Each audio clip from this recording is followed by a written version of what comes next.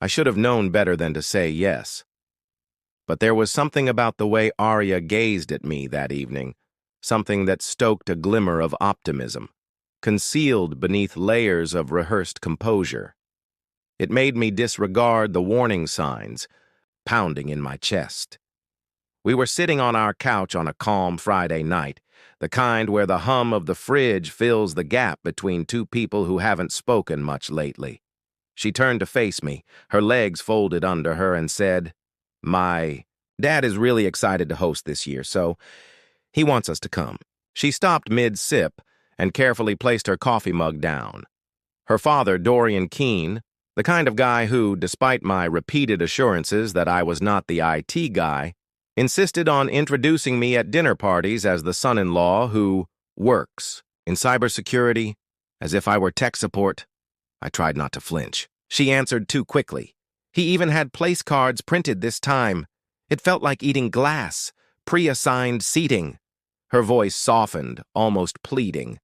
Yet nothing says warm welcome like that, as if that house weren't already a battleground. For status games and passive-aggressive insults, Thanksgiving there was just Thanksgiving, disguised as praise.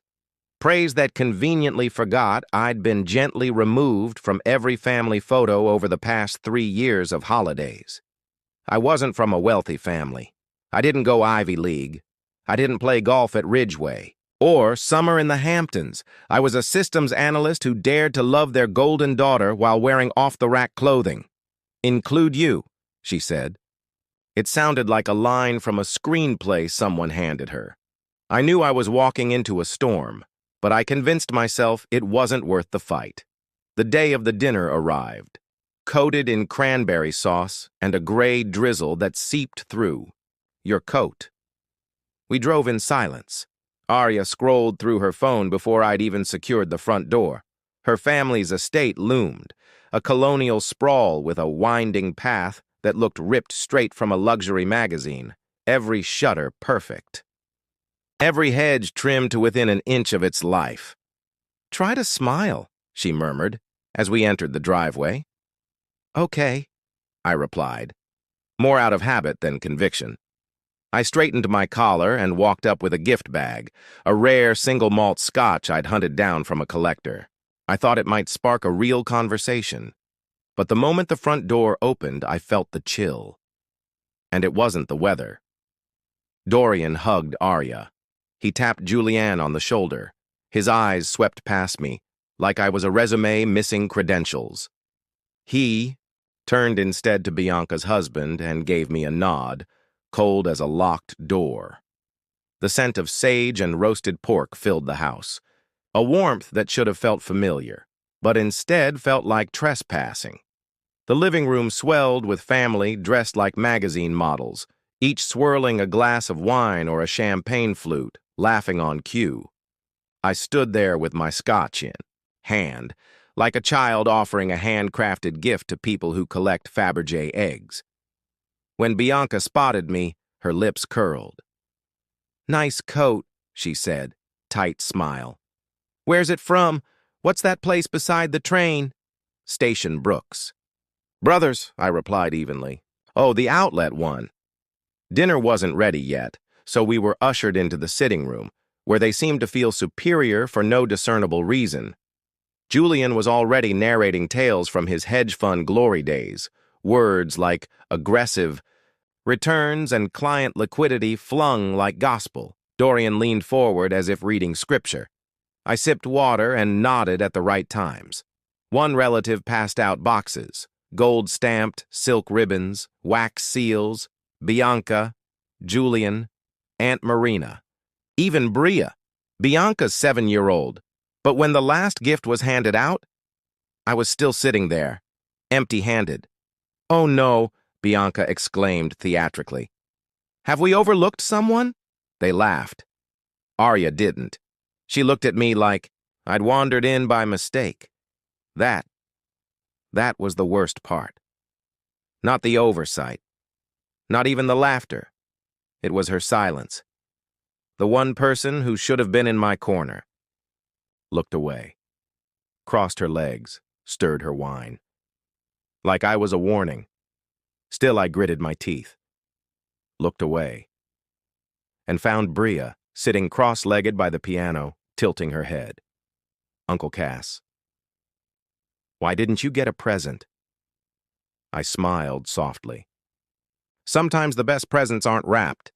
She nodded like she wanted to believe me. The adults? They didn't even try to hide their smirks. But I stayed, because if I left early, they'd call me sensitive. So I endured every sidelong glance. Every hollow toast, every insult wrapped in a grin, and somewhere in the back of my mind, the part that tracks stock trends and data breaches, I was preparing. They thought I was quiet because I had nothing to say, but I was silent, because I knew something they didn't, and they were going to find out. Not through some dramatic exit, not by raising my voice, no. This revelation would arrive with the calm precision of a system update. Dorian ran the dinner like a judge, his table a courtroom, complete with a 6-foot centerpiece where he already knew the verdict. Julian and Bianca sat at one end, divided from us by a wall of fall flowers and gilt pumpkins. I was shadowed by hedge fund jargon, drowned out beneath a chandelier, as if even the furniture was biased. Quarter arbitrage, Dorian muttered mid-toast, flicking his wrist like he was tossing brilliance into the air. I cut into the turkey. Dry, even under gravy. Somehow, a metaphor for the whole evening. Bianca beamed about coding a tax-saving script during a merger. Saved nearly $500,000. Gasp. Head tilt. Applause. Not too much, of course. We're all yacht club members here. I looked at Arya. She was waiting for me to say something. I breathed in, lowered my gaze. She twisted her wine glass like a worry stone. I didn't need to check my glass for authentication. I already had the emails, the bank statements, the flagged communications from military defense clients. I had already signed the NDA. I just hadn't decided yet whether I wanted to license the program or keep deployment rights exclusive. Didn't really matter tonight, where it counted. Julian wore his success like a tailored suit. Dorian consumed it like candied yams on heirloom silver platters. We should connect you with my contacts, Dorian offered. They're eager for strategic partners in the Middle East, Julian added. Glasses clinked. My name card? Plain white. No crest, no flourish, just Cassian, like a name tag at a job fair. Bianca turned. So, Cass, what are you working on these days? Any password resets we should know about? The venom under her voice wasn't even subtle. I smiled. Actually, I'm designing network architecture for defense-grade encryption.